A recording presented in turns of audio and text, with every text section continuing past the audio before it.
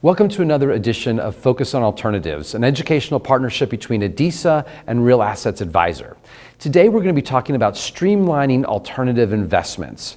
And I have with us today Brad West, Chief Information Officer at FS Investments. So first off, what opportunities are you seeing in alternative investments? We see a lot of opportunity. I think our view is that the traditional 60-40 portfolio is challenged to meet the needs of today's investors. In fact, with our firm, we did a recent study that the average investor is looking for returns over a 5-year horizon approaching 7.2%. As a byproduct of that, we're seeing advisors respond by nearly 40% of U.S.-based advisors putting their clients into alternative products. That is a great trend because there's a lot of value in integrating in alternative investments. What do you see as some of the biggest challenges, though, with using alts? The historical challenges with alternatives have been the cumbersome nature. So you look at the day in the life of the advisor, of the administrators that support them, and it's filled with paper, it's filled with Post-it notes.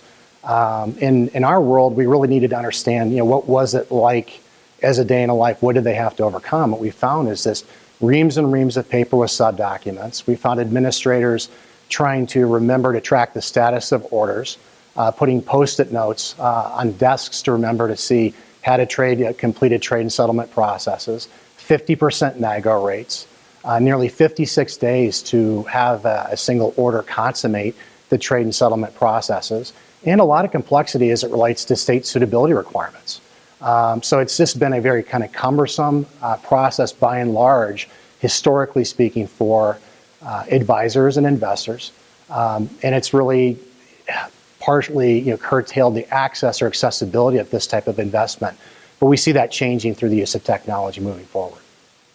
So you just outlined why some financial advisors and RIAs aren't using alts because of those operational challenges. But then you just mentioned technology, which seems like the solution. So how is technology responding to these challenges? There's been a lot of attention to alternatives, given what they represent in terms of the opportunity for investors and performance and returns. And we look at two different types of schools in the approach. Number one is, I think we call it the front end. And so we're seeing a lot of investment in the last couple of years with technologies creating streamlined or improved advisor experiences. So we've seen the advent of marketplaces. We've seen the advent of almost TurboTax-like experiences for advisors to make it point and click, the use of e-signature.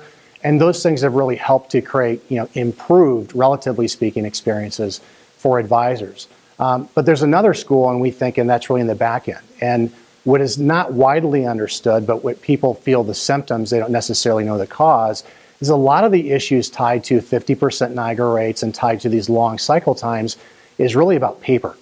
You have this paper intensity, which is having to connect the sponsors, the transfer agents, the clearing custodian firms, the broker-dealers of record, and getting all that data from their system and their operating units, and it takes weeks to accomplish that type of a process. So on the back end, what we really see is an opportunity to establish data standards to seamlessly move that information from the sponsors to the transfer agents to the clearing firms and to get to the broker-dealers' record-keeping systems and to do that seamlessly. So there's been a lot of attention, a lot of investment supporting that back end.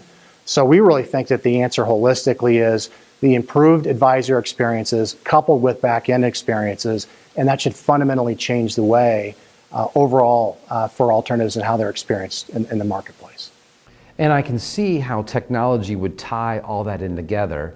What can the industry do? You mentioned all those different issues, the issuers and sponsors, the custodians.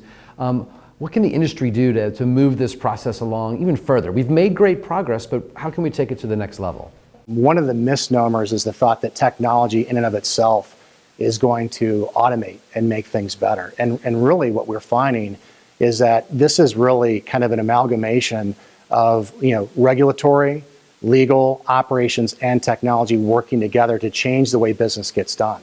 And so it's not only just the disciplines, but it's also working with the different parties. So as we think about clearing and settlement processes, effectively that requires the metaphorical handshake between the transfer agent and between the clearing custodian firms and how they do business.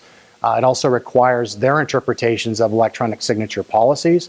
It requires the integration of how their operating units either receive paper, image documents, rekey things into their system. And what we're finding is that in order to really affect change and to aspirationally make this to be something that is more of a point and click type of experience that other products have, it requires a dialogue where you can speak to a transfer agent, you can speak to the clearing custodian firms and the back offices of broker-dealer systems and entities and understand how do they want to do business and work in a way where you're affecting change with legal, tech, and compliance and affecting that change seamlessly or synchronously across their businesses. So what should the industry be looking for when they're trying to access technology and the things that we should be implementing? It's a great question, and I think it's really kind of a multi-dimensional answer. Number one is we talk about paperless, and we think about paperless as being something that's not only removing the paper experience for the advisor, but it's also paperless in terms of straight-through processing. As we think about that rubric as it relates to the sponsors, the transfer agents, the clearing custodian firms, and the broker-dealers, it really is about moving data and creating that handshake across all those different legal entities. So it really is seamless. It's straight through processing all the way through, not just dropping to paper once an advisor has completed the paperwork. I think the second thing is we think about full product lifecycle. So part of the challenge is, and while there's been a lot of attention to supporting the subscription and the new order process, a lot of the opportunity, a lot of the pain points extend beyond the subscription process. So we think about the challenges as it relates to account maintenance. So simple address changes and having to fill out a form many, many times over.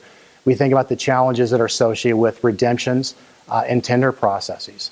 And we think about the challenges and non-traded investments just to simply understand the performance associated with those investments and those accounts.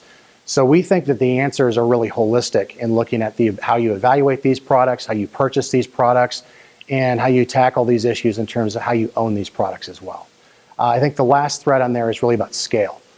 So as we think about taking these types of products more broadly into the retail marketplace, what we are looking at is potentially hundreds of thousands of orders that are going to be processed each year. So if you look at the challenge of paper today at low volumes, that issue becomes paralyzing when you're looking at hundreds of thousands of orders trying to support a multi-billion market moving forward. So thank you for walking us through that. And I like what you said. I like that goal of point and click purchase of alternative investments.